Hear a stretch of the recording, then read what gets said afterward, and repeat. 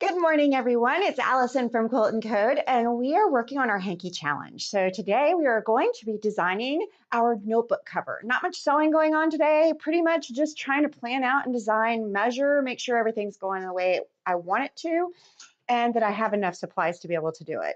So grab your drink. I just heated up this awesome coffee that has this delightful French vanilla creamer in it and smells wonderful. It's the first time I've had coffee all day because I had a dentist appointment early this morning. So I'm savoring this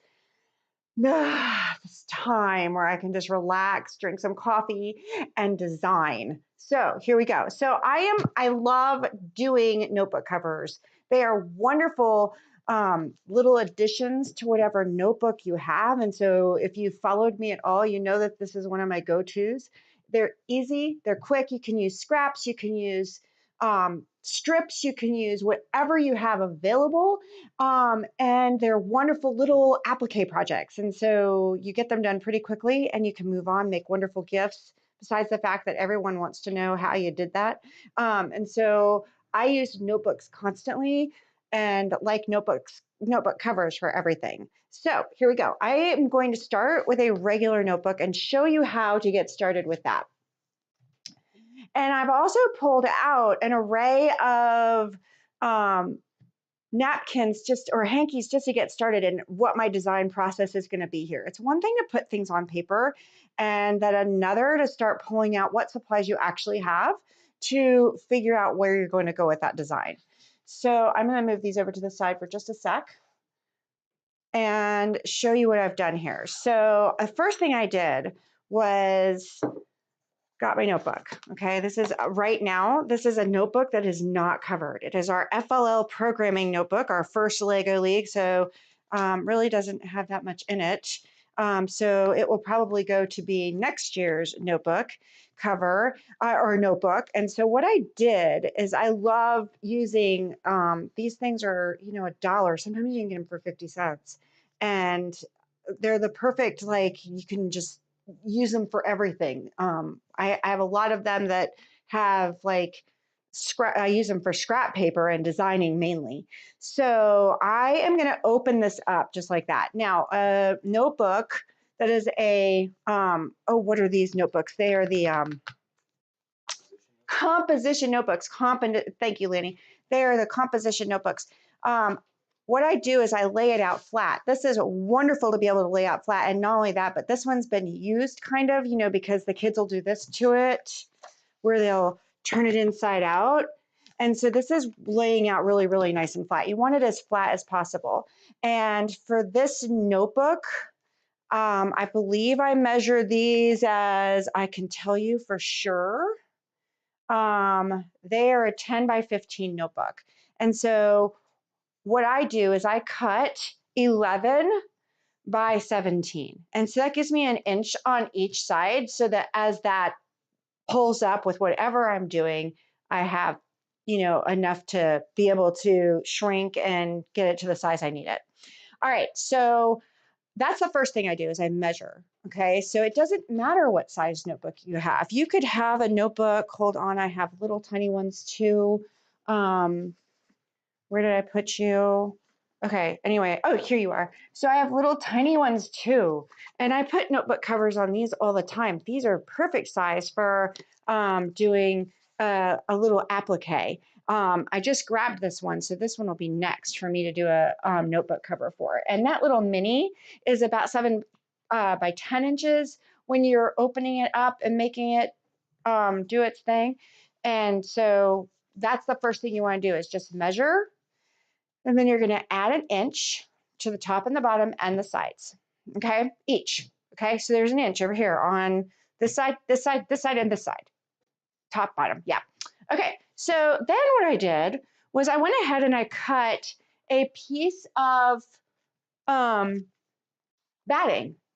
This is my template right here. So I want to fill up this space knowing that I'm going to have that that inch gone all the way around. Okay. And so and if I want to, I can half it where I know where my, where it's going to fold over and that type of thing. And then I also like to know where I want to put things like if I'm going to do a pocket. I love pockets because the other thing that I use a lot are sticky notes. And so I try to make my pockets big enough for a sticky note pack and a pencil. Okay. So that way I can, when I'm going around and stuff or using it, everything is there and I don't have to look for things. They're all right there, everything that I need. So I have cut that open, and now what I want to do is I have to figure out what we're going to do and how we're going to place these hankies to get the maximum benefit out of them. And so I have another hanky here that has a crocheted bottom. And so I want to, that's going to have to be, if I use it in this project, it's going to have to be backed with some sort of fabric or interfacing of some type. I'm going to put the French fused tricot interfacing on all the hankies that I use, but it's going to definitely have to have some sort of backing to that because otherwise you'll be able to see right through it. There was another one though that I had in mind for the pocket, and that was, I think I want to use this one. I think I'm going floral with this idea in my head because I saw an idea on Pinterest where they used the lace sort of as like a flower pot, and they had the flowers coming up out of it. And I really want to do some hand stitching. I'm learning more hand embroidery, and this gives me an opportunity to practice in little small doses. I want to practice leaves and I want to practice flowers. And so I am going to show you how to do both of those. And I'm going to practice using this, this project starting probably next week because I need to get that hand embroidery done before I do anything else. All right. And then so now what I really need to do is figure out, am I going to go lengthwise? Am I going to do this crazy? Am I going to do this, that type of thing? So I really do like this little guy right here. So now I have to figure out how I want to place him as my pocket. Okay. One thing that I'm worried about is that I'm going to move this over here so you can sort of see. Not worried. I'm not worried. What I'm seeing though is I'm seeing a little stain right here. And this is my project. I can do whatever I want and I can get rid of that stain if I want to. And so I think what I'm going to do is I am going to cut all my lacy stuff off all the way around.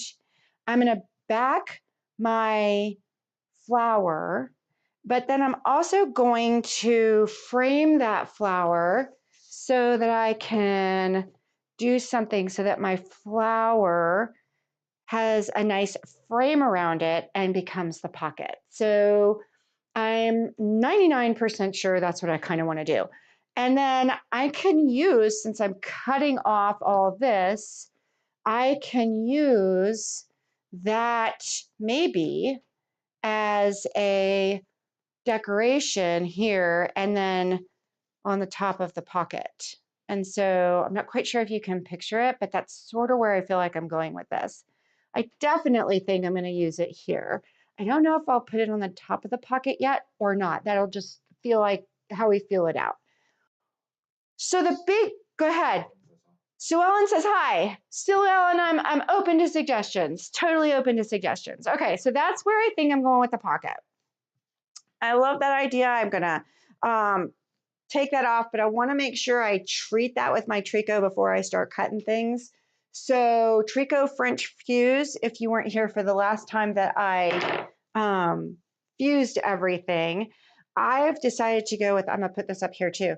This tricot French fuse interfacing gives it's wonderful for t-shirt quilts. It's wonderful for projects like this because it gives that feel. The fabric can still move and act like it's still doing its thing and have that quality of fabric. Sometimes when you use thicker interfacings, you start getting stiff. And that's not what I want with this. I want to keep it elegant and light and flowy. And so that's what I want to, that's where I'm going with that. Well, I'm trying to help you re-upcycle those. Re-upcycle. I'm not quite sure that that's how you're supposed to say that. I'm trying to teach you how to upcycle these napkins. Also, was asking if you tried a good soak. She soaked a 7-year-old wedding gown and went to Really? Ah, well, that's what I probably need to do then. I will do that this week and attempt to see if I can get some of these back into their natural luster of color. Thank you for that suggestion. I will do that and I will let you know the results. You'll see those next week. Okay, so there is my pocket. Okay, that still leaves like all this space up here and all the space back here. And the only reason why I'm using this one as a sort of template is because I've already done it before and kind of thought this is where I wanted to go with this. And so let's pretend that this is where I'm going and see if the thought actually is appropriate. So I thought maybe I would start by doing something like that down at the bottom. And it doesn't look like I'm going to have enough room. And so I think what I might do is put on the front and the back a strip of something. And so almost doing a little bit of a crazy quilting thing. And I just needed to see that. I mean, I needed to see how all this was going to lay out. And so it does feel like, because I do like this size of pocket. And this size of pocket, I can even tell you, this size of pocket is, before I sew it, going to be a 4.5 inch by 5.5 inch. So I would have cut a 4.5 by 5.5 piece of fabric. In this case, I quilted it. So I did 2. And then let's see. And then I quilted it and lined it and turned it inside out. And so you can see how I turned it inside out and have a different color on the inside. Okay. And so that's how I did this pocket. That's not how I do all my pockets, but that's how I did this particular pocket. And that is probably what I'll do with this because I want to make sure it's French fused. I am going to, in some way, don't know yet. I have this gorgeous, like, I sort of have pulled out the rainbow kind of fabrics here. So I might go that way, might go that direction. The green, I pulled out a green because I thought that would maybe be fun to act as like, I don't know, my grass, like have the grass here and this be my, I don't know, window box or something, and that be where I put my flowers. And then I'm playing with having up here, doing like a bigger flower up here. Anyway, so you'll just, this is the design process. This is where I start laying my stuff out and start thinking, oh, that's going to be really good. The other thing is since I have the yellow and green theme going here, maybe I stick with yellow and green. So I have my green and I have like numerous yellows. I have, this one might go really well.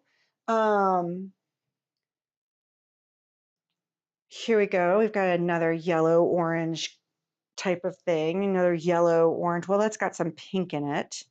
Sue Ellen said that the dress was stunning and she ended up making pillows out of the gowns for family members. Oh, how wonderful. We upcycled my wedding dress to become Rebecca's. She did a modern dance. And so we took, at that time I had puffy sleeves and beautiful, my mom and I designed the back. So anyway, so we designed the back, it came to a big bow. My mom and I were able to take the skirt off and turn the bodice into a top that Rebecca was able to wear with black tights.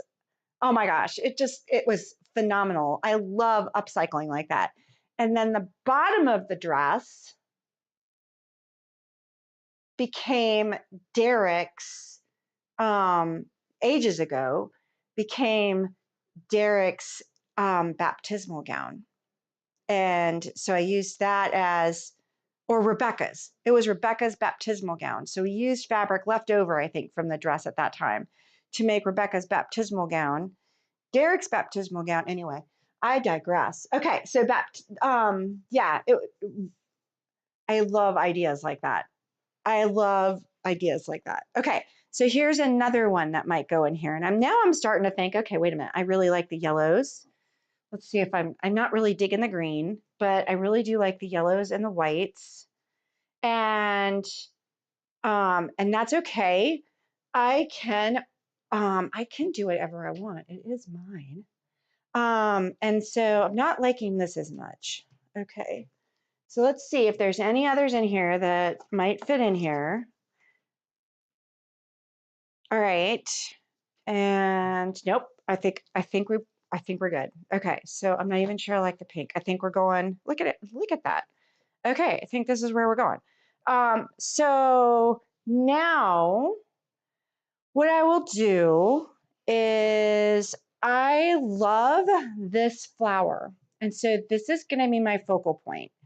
And I am going to pull out, remember that I have a lot more of these hankies that are more yard space on these hankies than it looks like. Because if I take this guy and he becomes my pocket, so we'll make him the pocket. And just like that. And this helps me. I have got to see things. So this is my pocket. We're kind of doing, this as it'll be interesting to see how if I can make that work. It does work on the front of the notebook cover, but it might have to come as a trim later, and that's okay. And then we have the sky right here. And I can turn these around. Like I could do a something like that, right there. And then because I have a top and a bottom to this, I can take and use this top elsewhere. And so maybe this becomes part of the side or that type of thing. I like how this is sort of going up. So this might be where I place in a piece of, I don't know, maybe I go white, maybe I go a little bit off white, just to edit. Since there's a little pink in here, I may still yet pull in. This just doesn't go. I haven't figured out how to make others work yet. So there is still the opportunity to sort of bring in some others. And then the other thing is I can use these up top and then put another one on the side. And that will allow me to be able to use as much of the napkin as possible. So now that I know which flowers I want to use, sort of where I'm going with how that's going to be, I'm not quite sure what I want to do with this space yet. I think what I want to do is sort of I don't know what I want to do yet. I haven't figured that out yet. But I do know I want this space. And I want to take Sue Ellen's suggestion of soaking the napkins and try to get them at their most bright and beautiful. She did mention another product called Yeah. Retro Clean. What is it? Retro Clean. Retro Clean. So I'm going to try that and let you know how that works. And then I'm going to treat everything with the Trico. When we come back next week, I will have everything cut, ready to go, and we will start doing our hand stitching. Uh-oh, Sue Ellen, what is it now? She's kind of thinking the same thing I was because of how much you like applique. She said you could add an applique to that space. Yes, I could add an applique to that space. I mean, like, okay, so here's where the head is really going. So I have discovered another method for doing some more 3D work. And so that actually is where my brain is going for the space, is a 3D element, sort of kind of like, it's not anything like this. And so I can't remember what it's called, but I have a whole book on it. And when I saw that I had a whole like corner of free space, I was like, oh my goodness, that I could really go 3D. So that being said, we have steps here. We now know what space we want. We now know what color scheme we're going with, okay? And then we have the space here. So my job now is to go get these nice and cleaned and see if I can get them nice to their, original, or as to their close to their original brightness as possible. Treat them with the French views. I will have them cut up next week, ready to go. And I will have my hand stitching ready to go as well, so that you guys can see how I do that. I am not going to put this part to this part until I have everything pieced together.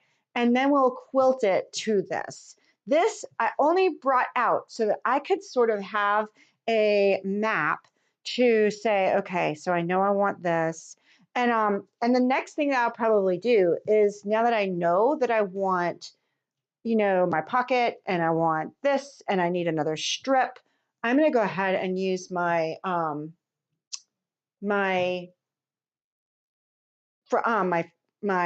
friction pen to mark everything out. And that way I know exactly where everything is going to fit, exactly how much space I have, so that when I go looking for whatever's going into the next space, I have all that. So this to me is invaluable, because it's like giving me that blank space with which to create. So that's where we're headed. So next week when we get together, I will have several things set out, and we'll hopefully be able to piece it. Maybe not. If we're doing hand stitching, I'm not quite sure I will be ready to piece yet, but that gives you an idea of where my design process is going. I'm trying to take you through that design process so that you can do this on your own with whatever you want to do, whether it's a notebook cover or a bag or a quilt.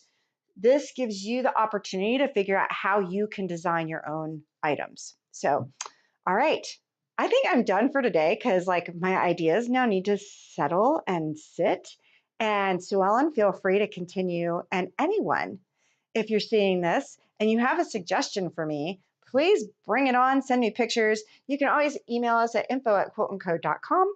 You can do Facebook messaging. You can do Instagram messaging.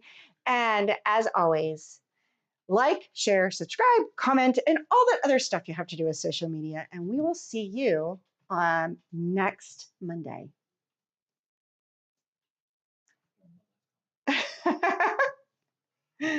What's the one?